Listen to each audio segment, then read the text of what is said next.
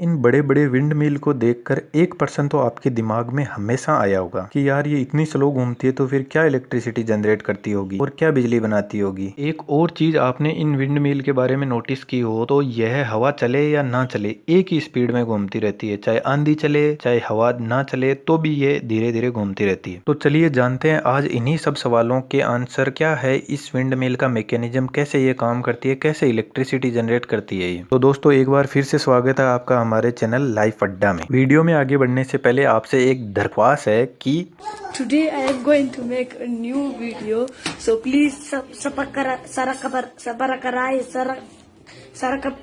मतलब आप समझ ही गए होंगे कि क्या मतलब है। यदि बात करें पूरी दुनिया की तो इंडिया विंड पावर से इलेक्ट्रिसिटी जनरेट करने में चौथे नंबर पर आता है। और इंडिया में जो इलेक्ट्रिसिटी जनरेट होती है सब प्लांट से मिलकर, जैसे थर्मल, न्यूक्लियर, गैस, हाइड्रो, उनका 10% इलेक्ट्रिसिटी विंड मिल से जनरेट होती है। 10% इलेक्ट्रिसिटी इस विंड मिल से जनरेट होती है तो सबसे पहला सवाल दिमाग में यह आता है कि ये इतनी स्लो घूमती है तो फिर कैसे इतनी इलेक्ट्रिसिटी का हिस्सा बन सकती है। तो आपने यदि विंड मिल को करीब से देखा हो तो आपने देखा होगा कि विंड मिल के फैन की साइज कितनी बड़ी होती है। अब सोचो कि यदि यह थर्मल जनरेटर की तरह 3000 आरपीएम की स्पीड में घूमेगा तो क्या होगा। तो सबसे पहला जरूरत तो यह है कि इनकी इतनी ऊंचाई पर इनको मैकेनिकली बैलेंस करना बहुत जरूरी होता है, इसीलिए इनको इतनी स्लो स्पीड में घुमाया जाता है। वरना यदि यह 3000 आरपीएम की स्पीड पर घूमने लगे तो पूरे बादलों को जमीन पे लाके रख देगी। जैसा कि आपने देखा ही होगा कि विंड मिल को हमेशा या तो ऊंचाई पर लगाया जाता है या फिर खाली मैदानों में जहां पर हवा अच्छे से मिल सके। तो विंड मिल में जो टावर की साइज होती है वह 1.5 मेगावाट तक इलेक्ट्रिसिटी बनाने वाले विंड मिल की टावर की हाइट होती है लगभग 212 फीट और इसकी एक ब्लेड की साइज होती है 116 फीट। अब आप इसकी स्पीड का अंदाजा लगा सकते हो कि इतनी बड़ी ब्लेड यदि हाई स्पीड में घूमेगी तो क्या होगा। और यह सिर्फ 1.5 मेगावाट इलेक्ट्रिसिटी जनरेट करने वाली विंड मिल की है, यह विंड मिल 3 मेगावाट तक की इलेक्ट्रिसिटी भी जनरेट करती है। और 2 मेगावाट इलेक्ट्रिसिटी जनरेट करने वाले विंड मिल की ब्लेड की साइज लगभग होती है 143 फीट और टावर की लंबाई होती है 256 फीट। और जैसे जैसे सप्लाई बढ़ती जाएगी वैसे वैसे विंड मिल के टावर की और ब्लेड की साइज भी बढ़ती जाएगी। और यही सबसे बड़ा और पहला रीजन है कि इनको मैकेनिकली बैलेंस करने के लिए इनको स्लो स्पीड में घुमाया जाता है, वरना हाई स्पीड में इतनी ऊंचाई पर टावर को और जनरेटर को बैलेंस करना बहुत मुश्किल काम है। अब यदि यह इतना बड़ा जनरेटर इलेक्ट्रिसिटी बनाते समय हवा के प्रेशर की वजह से या कोई भी वजह से इसमें कोई फॉल्ट आ गया तो ये अनबैलेंस हो जाए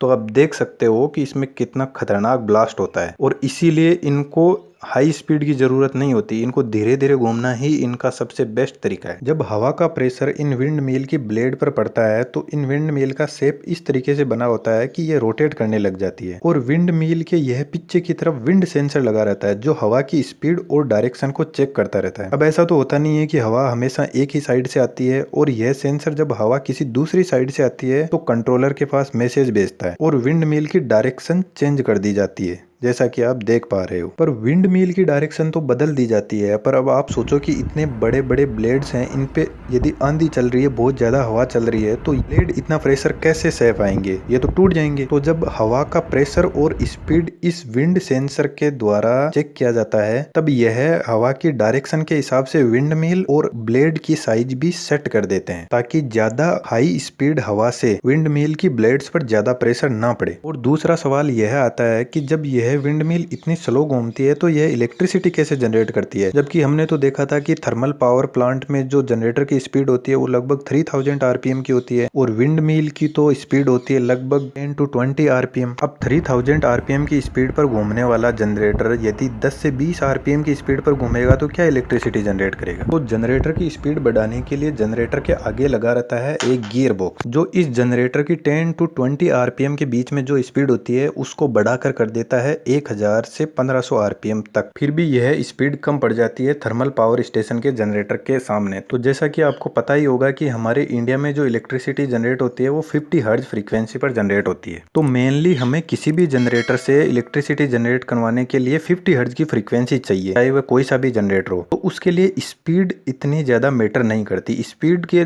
जगह हम एक दूसरी चीज को रिप्लेस कर देते हैं ताकि हमें 50 हर्ट्ज की फ्रीक्वेंसी मिल सके। तो इसका एक फॉर्मूला होता है 120F/P। इसमें F होता है फ्रीक्वेंसी और P होते हैं नंबर ऑफ पोल्स। पोल्स एक तरीके की मैग्नेट होती है जो जनरेटर को रोटेट करवाते हैं और फ्लक्स जनरेट करते हैं इलेक्ट्रिसिटी कलेक्ट करने के लिए। तो इस फॉर्मूले में फ्रीक्वेंसी फिक्स है, हमें 50 हर्ट्ज चाहिए और 120 यह एक फिक्स्ड वैल्यू है और P होते हैं नंबर ऑफ पोल्स। और इस विंड मिल के जनरेटर में जैसे मान लो हमारे को 1500 RPM की स्पीड मिल रही है, तो यदि आप पोल कैलकुलेट करोगे तो इसमें पोल आ जाएंगे number of poles equal to 4। और इसी सेम फॉर्मूले से यदि आप थर्मल स्टेशन पे लगे सिंक्रोनस जनरेटर की स्पीड चेक करोगे और उसके पोल चेक करोगे तो उसमें नंबर ऑफ पोल्स आएंगे 2। इसका मतलब यह है कि हमें 50 हर्ट्ज की फ्रीक्वेंसी के लिए यदि स्पीड नहीं मिल पा रही है तो हम जनरेटर में नंबर ऑफ पोल्स की वैल्यू कम और ज्यादा करके फ्रीक्वेंसी को मेंटेन कर सकते हैं। अब यह जो इतने बड़े विंड मिल होते हैं यह लगभग 690 वोल्ट जनरेट करते हैं और इस विंड मिल के नीचे की तरफ एक लगा रहता है स्टेप अप ट्रांसफॉर्मर, क्योंकि हमें विंड मिल की इलेक्ट्रिसिटी को काम में लेना होता है, उसको GSS से कनेक्ट होना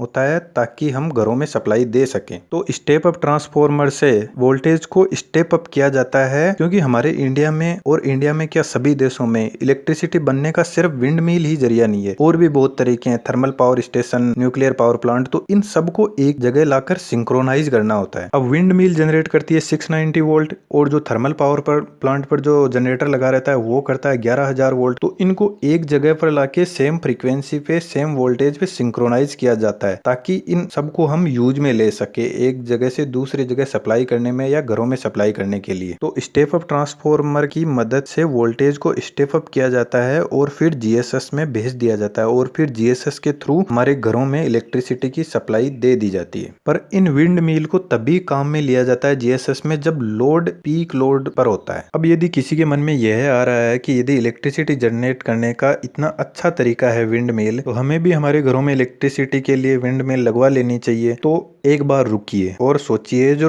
2 से 3 मेगावाट इलेक्ट्रिसिटी जनरेट करती है उस विंड मिल की लगभग प्राइस होती है 15 से 20 करोड़ का खर्चा आता है इसमें। पर जरूरी नहीं है कि हम हमारे घरों में इतने बड़े बड़े विंड मिल ही लगाएं, हम छोटे छोटे विंड मिल लगवा कर भी हम इलेक्ट्रिसिटी को बचा सकते हैं बहुत हद तक। इसी के साथ दोस्तों खत्म करते हैं। यह वीडियो आपको कैसा लगा जरूर कमेंट बॉक्स में बताना, and if you like this video then press the like and subscribe button. Thank you.